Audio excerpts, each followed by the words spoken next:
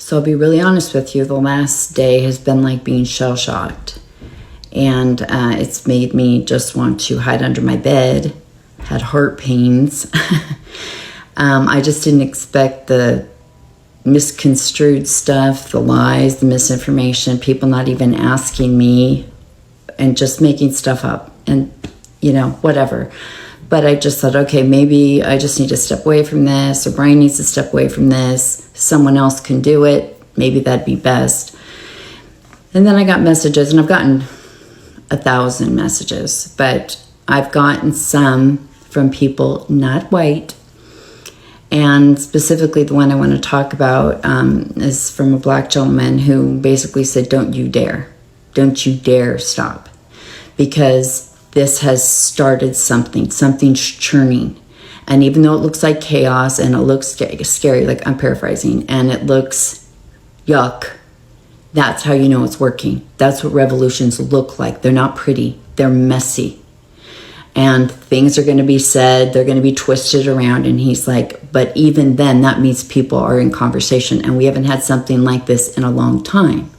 And he said, and I had someone say to me, how do I forgive someone that didn't even see me as fully human a few weeks ago? And he says, yeah, that really is like a valid concern, but it's part of the growing pains. And that purple isn't to be about covering up the past. It's supposed to be transformation, us doing something new. And that's, what this has to stand for is something new. And revolution isn't a political party. It's a bunch of people coming together saying, this doesn't work. You guys are hurting us and we want you to stop. And, I think when I get on here, it's disheartening, but I also have to remember this is the chronically online world where it's far left and far right kind of battling it out. But that isn't the most of America. If I went up to people and said, hey, do you want to do this thing where we stop these people because it's hurting us? They'd say, oh, yeah, sounds good. They're not going to run me through a purity test or check my voting records. It's just more like, oh, team, yes, let's go. And I think it gets really messy here online, and a lot of people get hurt and feelings get hurt instead of just joining together and uniting. So I had another creator on here who sent me this video who I thought was very relevant and was very good. She's very good at teaching, so I want her to say it and you to hear her, because I really think that's a lot of where the pushback is coming from. And I don't think most people feel this way. I think most people want to stop this administration and they want to team up. And I know a lot of you are still supporting this and asking us to keep going, and we want to, but we don't want to be the center of this. We want a lot of voices, a lot of people to be talking from all different backgrounds. This isn't about me and him. We don't even have to exist in this, but we need it to go forward because time is up. It really is.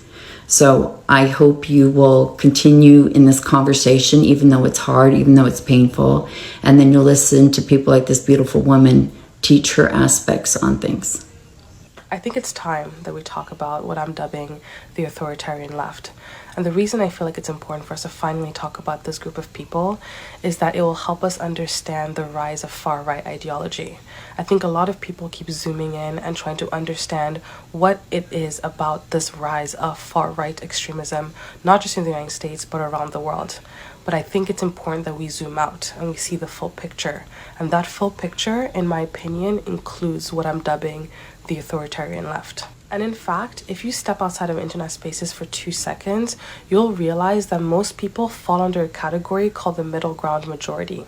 But the second you enter internet spaces, it seems like you're either far right or authoritarian left.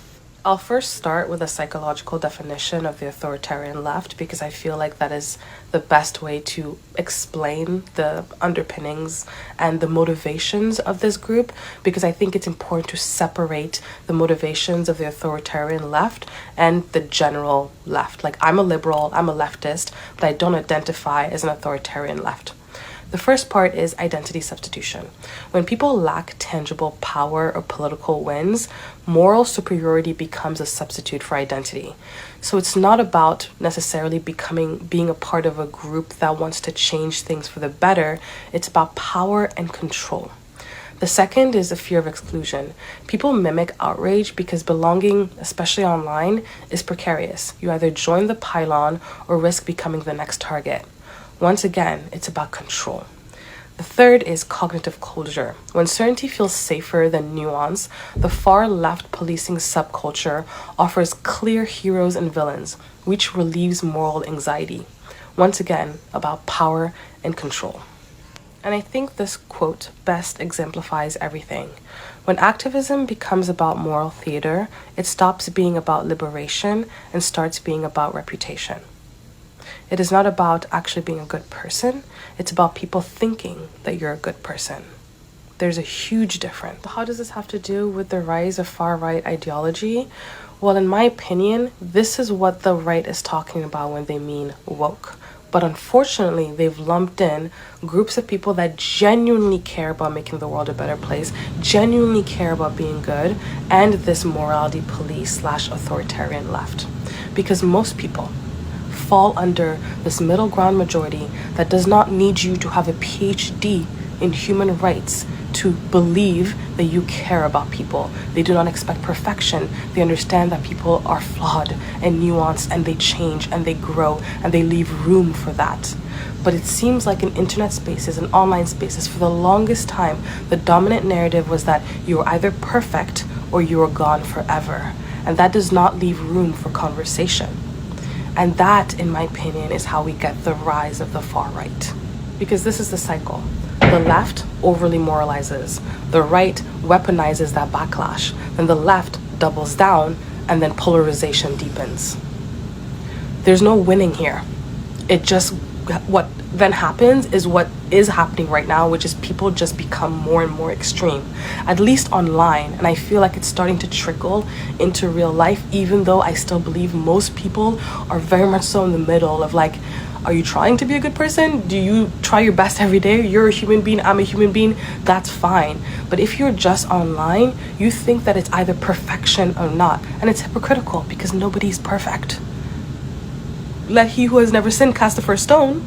But if you ask the authoritarian left, they are perfect. And then it becomes a performance. It's not about doing good. It's not about being good. It's about virtue signaling and making it seem like you're a good person. And then we're shocked now when, with the rise of far-right ideology and extremism, the people that were so loud and so performative seem to have no backbone. It's because they were always grifters. When you have an ideology where the dominant culture is this morality police that is drowning out the majority still, that I believe are just people, they're just trying their best every day, that try to be good people but maybe don't know feminist theory, okay? So maybe they say the wrong things, and that's human, that happens. But then what happens is, one, you alienate this middle ground, and they then choose, well, I'd rather be part of the group that's not judging me for all of my life choices.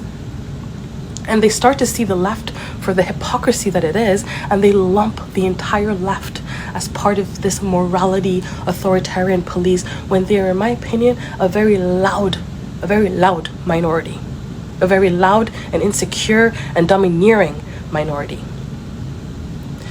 And so it reveals then that it's all a farce and it's performative, and then you get hijacked by grifters.